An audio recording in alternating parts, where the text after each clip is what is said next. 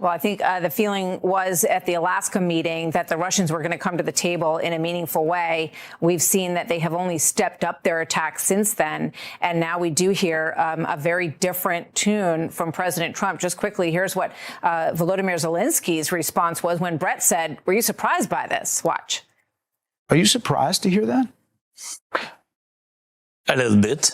A little bit. It was a little bit surprise for me. You're right. I was very positive signals from the side that Trump and America will be with us to the end of the war. Yes, as we will see, Brett, we will see. But God bless. So, Vice President Vance, now Zelensky is requesting that the United States sell Tomahawk missiles towards this effort to European nations. They go 1,000 miles. They have Moscow in their guided missile range. This is something that the United States has rejected. The president has rejected in requests in the past. But now President Trump has said to Zelensky, quote, we'll work on it. Do you support that?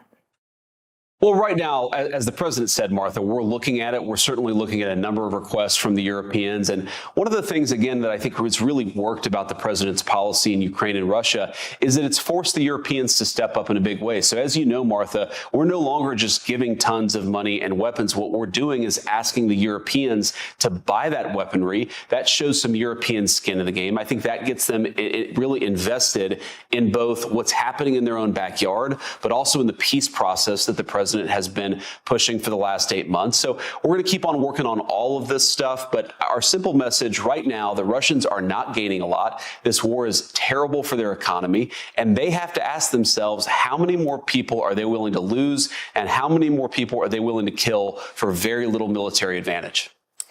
But would you be okay with them having Tomahawk missiles and the threat that that would pose and the possible escalation it would pose? Because there was a time when you were very much in favor of, backing away from this situation in terms of our support of Ukraine.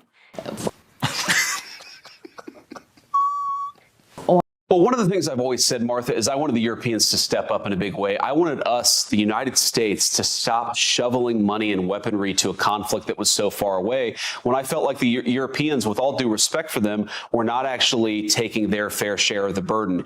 Because of the president's leadership, you now have the Europeans buying weaponry from the United States as opposed to us giving it. And you asked this question about Tomahawks. It's something the president's going to make the final determination on. What the president is going to do is what's in the best interest of the United States of America. That's the driving light between his foreign policy decisions, between his defense policy decisions, and that will be the same heuristic that we apply to how we answer this question about Tomahawks. I'll let the president speak to it, but I know that we're having conversations this very minute about that issue. I'll be damned.